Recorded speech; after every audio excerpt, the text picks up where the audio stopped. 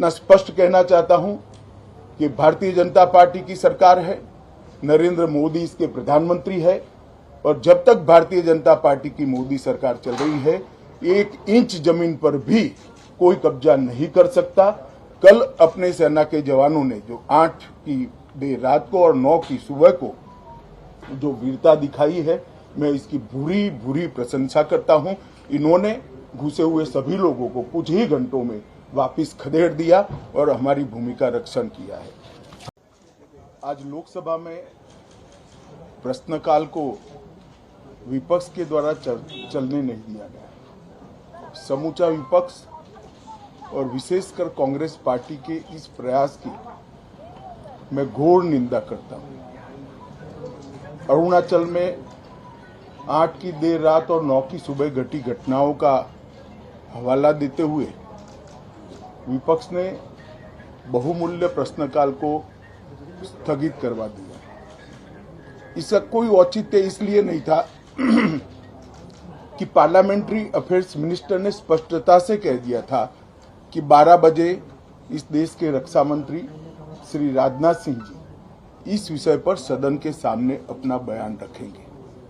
जब बयान रखने की बात कर ही दी तो इसका कोई औचित्य नहीं था। मुझे भी थोड़ा आश्चर्य लगा।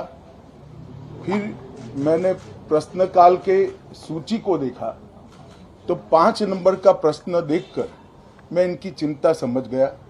5 नंबर के प्रश्न है राजीव गांधी फाउंडेशन के FCRA रजिस्ट्रेशन को रद्द करने के बारे में। अब उन्हीं के कांग्रेस के ही सदस्य के द्वारा ये प्रश्न पूछा गया और जवाब में बहुत स्पष्ट था। अगर तो मौका देते तो मैं सदन के पटल पर भी बताता कि राजीव गांधी फाउंडेशन को 2005-6 और 2006-07 के वित्तीय साल में चीनी दूतावास से 1,35,00,000 रुपए का अनुदान प्राप्त हुआ था। चूंकि FCRA के कानून और उसकी मर्यादाओं के अनुरूप नहीं था तो नोटिस देकर पूर्णतया कानूनी प्रक्रिया का अनुपालना करते हुए गृह मंत्रालय ने इसका रजिस्ट्रेशन रद्द किया था। फाउंडेशन ने अपना रजिस्ट्रेशन सामाजिक कार्यों के लिए करवाया है और ये जो राशि चीनी दूतावास से मिली इसका उपयोग भारत चीन संबंधों के विकास पर शोध करने के लिए ये पैसा दिया गया।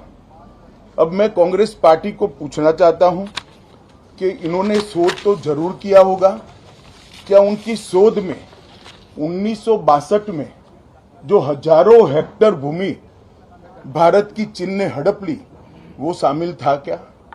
और शोध इस पर किया तो रिपोर्ट क्या आई है? नेहरू जी के प्रेम के कारण सुरक्षा परिषद में भारत की स्थायी सदस्यता बलि चढ़ गई। इस विषय को उन्होंने शोध का विषय बनाया था क्या? और अगर बनाया था तो इसका नतीजा क्या हुआ? जिस वक्त गलवान के अंदर हमारे सेना के वीर जवान चीनियों से भिड़ रहे थे, उस वक्त चीनी दूतावास के अधिकारियों को कौन रात्रि भोज दे रहा था? वो उनकी शोध का विषय था क्या? अगर था तो उसका नतीजा क्या हुआ? जब उनकी सरकार थी तो 2006 में भारत में चीन के दूतावास ने पूरे अरुणाचल और पूरे नेपाल पर दावा कर दिया। वो उनकी शोध का विषय था क्या? अगर शोध हुई तो उसका नतीजा क्या हुआ? 25 मई 2007 को चीन ने कांग्रेस के ही मुख्यमंत्री दोरजी खंडू को वीजा देने से इनकार कर दिया क्योंकि ये तो हमारा ही हिस्सा है अरुणाचल। ये भी शोध किया गया क्या? 13 अक्टूबर 2009 को मनमोहन सिंह की अरुणाचल यात्रा पर चीन ने आपत्ति जताई, वो आपने जांच किया है क्या?